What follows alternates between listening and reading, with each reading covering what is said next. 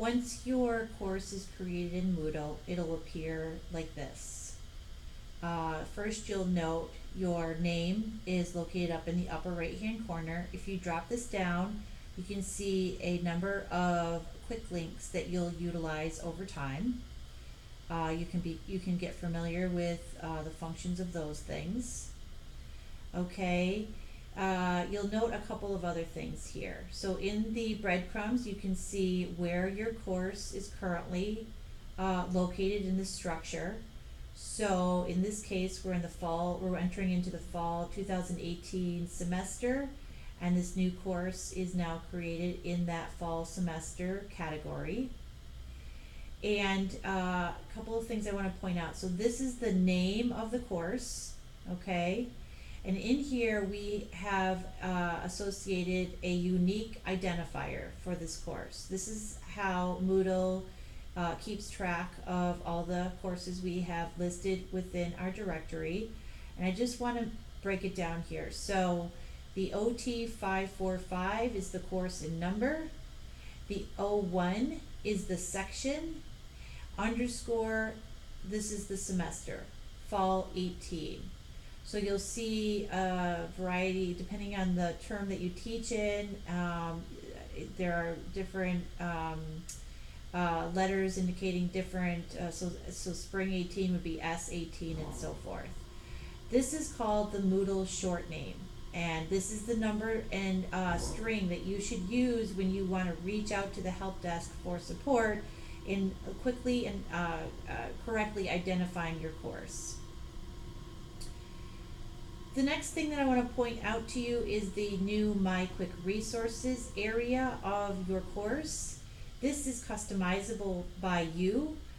We have implemented a couple of links that are very important to students so that they can access the services they need, both under academic support services and student services and resources. We've also linked out to the institutional policies and regulations. We recommend you leaving those as they are. Here, you can go ahead and insert your own your own syllabus. For your convenience, we have linked to a syllabus template. Should you want to refer to it, it's available there for your use. And we also have provided a space for you to link to your instructor bio and contact information. If you need help with that, there's information there as well. We'll have additional videos and resources on how to customize this and other blocks. The next part of the Moodle course I want to bring your attention to is, well, I want to point out up here, turn editing on and off. So this button up here allows you to go ahead and begin editing. So typically by default, it is set on off. When you're ready to begin editing your content in your course, you want to toggle that button on.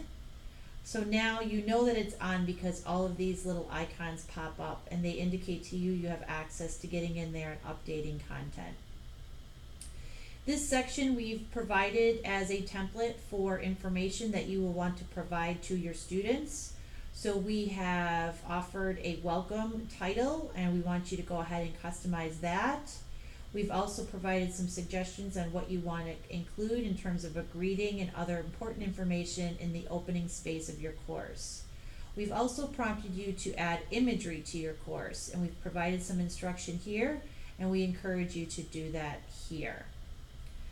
The announcements forum is a place right here. When I click on this, this is an activity that is added to your course by default, and the announcements forum is where you as the instructor will post and distribute important news related items having to do with your course.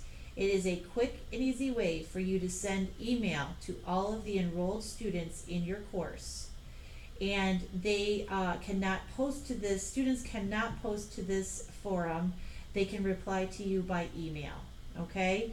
So get familiar with the announcements forum.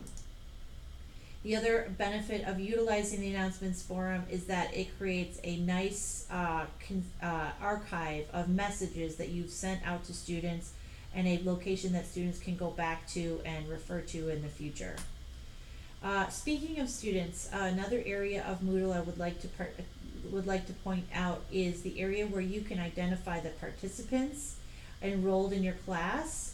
You can go ahead and click on this link here, participants, and from there you'll see a view that shows students, if they have a profile picture on file, their individual contact information, and other information. I'm not going to do that now. This is a live course and I don't want to show off student information, but I would encourage you to take a look at participants under your course heading and get familiar with that.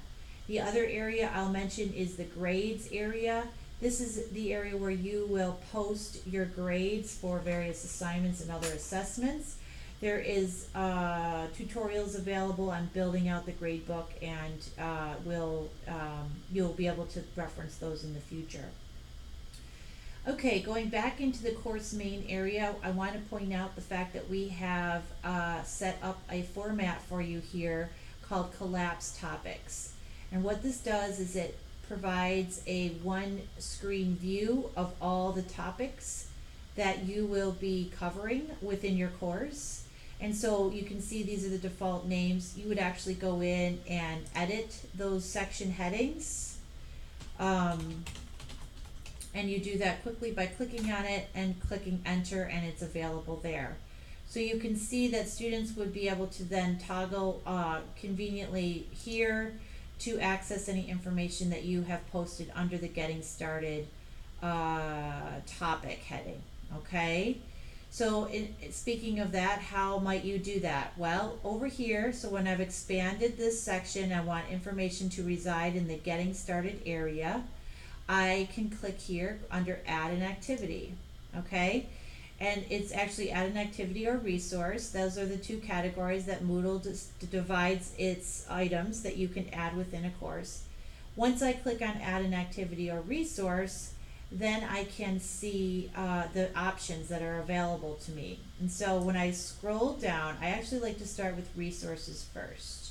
So when I scroll down, I see the list of resources that are available for me to post for students to utilize. The most common is the file. So when I select file, I click add. And from here, I'm brought to a screen that prompts me to give the file a name. I'm able to give it a description. And then what I do is I browse for the file. I can either drag and drop from File Explorer, or I can click the button and choose file from here. Okay, browse to my directory, upload the file. Okay, best practice is that you give the file a name here so your screen readers can see that. Once I do that, I save and return to course, and the item will be saved and available for students immediately there. Okay, I'm gonna click cancel on this. There are additional resources that go into greater detail, but that will get you started in adding content. You can also add descriptive information by going to the edit area of the section. So you can add a summary for a description and it will appear there. And you can see we also have all of the toolbar editing that is available here, and you can utilize various formatting options there.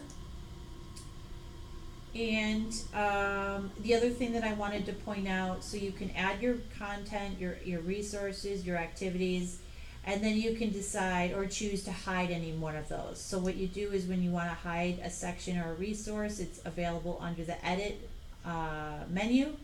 Pop that down, select hide, and now this entire section is hidden from students.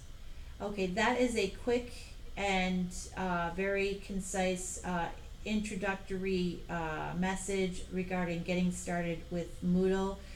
There's much more resources and assistance available. Please don't be afraid to reach out.